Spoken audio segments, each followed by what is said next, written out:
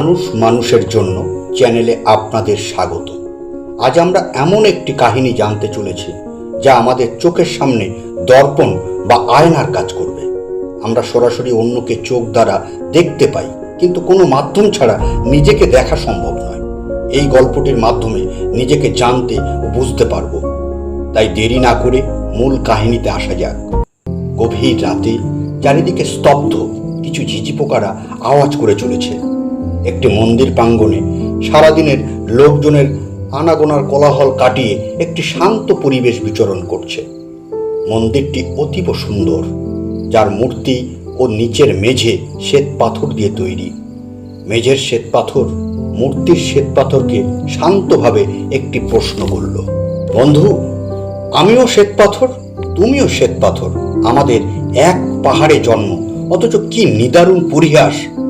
মানুষ আমার বুকের উপরে পা দিয়ে দাঁড়িয়ে তোমায় হাত জোড় করে প্রণাম করে।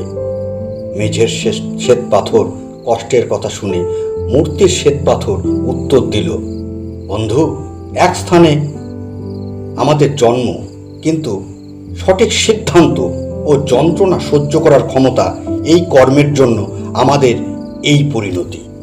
মূর্তি আরো বলল, কোনো এক মূর্তি তৈরির কারিগর ছেনি ও হাতুড়ি নিয়ে তোমার কাছে যায় আর বলে, ওহে পাথর, তুমি পরিবেশে অনবরত রৌদ্র, জল, ঝড় সহ্য করে চলেছ, তোমার কোনো পরিবর্তন নেই, তুমি আর একটু যন্ত্রণা সহ্য, আমি তোমায় একটি সুন্দর মূর্তি বানাবো, আগামী দিন তোমায় সবাই শ্রদ্ধা করবে। তুমিও রাজি হলে। মূর্তি তৈরির কারিগর ছেনি ও হাতুড়ি দিয়ে ঠুকতে শুরু করলো। কিছুক্ষণ পর তুমি চিৎকার করে উঠে বললে, ওহে কারিগর, থামাও তোমার যন্ত্রণা, তোমার ওই অসহ্য যন্ত্রের আঘাত আমাকে অসহ্য যন্ত্রণা দিচ্ছে, আমি সহ্য করতে পারছি না, আমাকে ছেড়ে দাও। আমার মান, সম্মান, ভালোবাসা কিছু চাই না, তোমার ওই যন্ত্রের আঘাত আমাকে অতিষ্ঠ করে তুলেছে।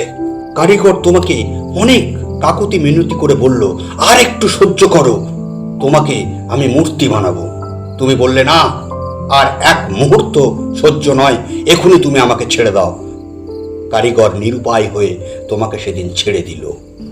এরপর কারিগর তোমায় ছেড়ে আমার দিকে তাকালো। তোমাকে যে বিশ্বাস দিতে চেয়েছিল আমাকে একই কথা বলল। আমি একটু ভাবলাম, সেই তো পড়ে আছি পাহাড়ের এক কোণে। আজ জীবনে একটা সুযোগ এসেছে মানুষের ভালোবাসা পাওয়ার, তাই বিন্দুমাত্র সময় নষ্ট না করে ছেনি হাতুড়ির আঘাত খেতে রাজি হয়ে গেলাম। কারিগর দিনের পর দিন তার যন্ত্রের আঘাতে আমার কদাকার অমসৃণ চেহারাকে একটি সুন্দর মূর্তিতে পরিণত করলো।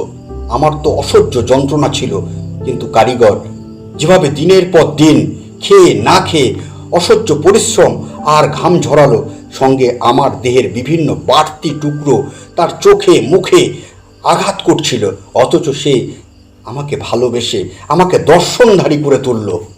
এরপর এলো আমার জীবনের সেই একটা দিন। বহু লোকের সমাগম হলো, প্রচুর বাজি বাজনা, পুরোহিত, প্রচুর খাওয়া দাওয়া। এই মন্দিরে আমায় প্রতিষ্ঠা করলো। আমার প্রতিষ্ঠা করার আগের মুহূর্তে তোমাকে আধুনিক যন্ত্রপাতির মাধ্যমে ছোট ছোট পিস করে মেঝেতে বসিয়ে দিল। যন্ত্রণা দুজনেরই হয়েছিল, কিন্তু আমার থেকে তোমার কম। আমি লক্ষ লক্ষ বার ছেনি হাতুড়ির আঘাত সহ্য করেছিলাম, তুমি কিন্তু সেই সহ্য করনি বন্ধু। আমি ধন্যবাদ জানাই ওই কারিগর বন্ধুকে, যার লক্ষ লক্ষ আঘাত আমাকে মানুষের কাছে দেবতায় পরিণত করেছে। বন্ধু, তোমাকেও ধন্যবাদ জানাই, সেদিন তুমি ভাগ্যিস না বলেছিলে, তাই আমি আজ এখানে আসতে পেরেছি। জীবনে সঠিক সিদ্ধান্ত তুমি নিতে পারোনি, তুমি যন্ত্রণা সহ্য করতে রাজি হওনি, তুমি নিজের প্রতি, কারিগরের প্রতি বিশ্বাস হারানোর ফলে আজ সমস্ত মানুষ তোমার উপরে দাঁড়িয়ে আমাকে ফুল, মালা, চন্দন এবং নমস্কার জানায়, সেই সঙ্গে নানা উপহারে ভূষিত করে। ধূপকে না পড়ালে সে গন্ধ ছড়ায় না, চন্দনকে যদি না ঘষা যায় তার গন্ধ বেরোয় না। আমাদেরও জীবনে সিদ্ধান্ত নিতে হবে যে আমরা শ্বেত পাথরের মেঝে হব না শ্বেত পাথরের মূর্তি হব। বাস্তব জীবনে বড় হতে গেলে যন্ত্রণা আমাদের সহ্য করতেই হবে। বড় হওয়ার জন্য আদম্য ইচ্ছা, প্রচুর বড় বড় স্বপ্ন, পথপ্রদর্শক ও কর্মপ্রতিষ্ঠানের প্রতি বিশ্বাস ভালোবাসা না থাকলে বড় হওয়া অসম্ভব।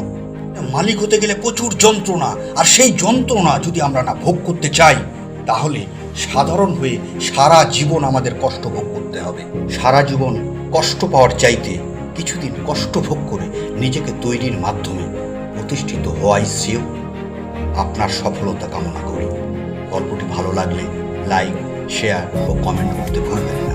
একটি অনুরোধ, সাবস্ক্রাইব করে বেল আইকনটি ক্লিক করে রাখবেন পরের ভিডিওটি নোটিফিকেশন সবার আগে পাওয়ার জন্য।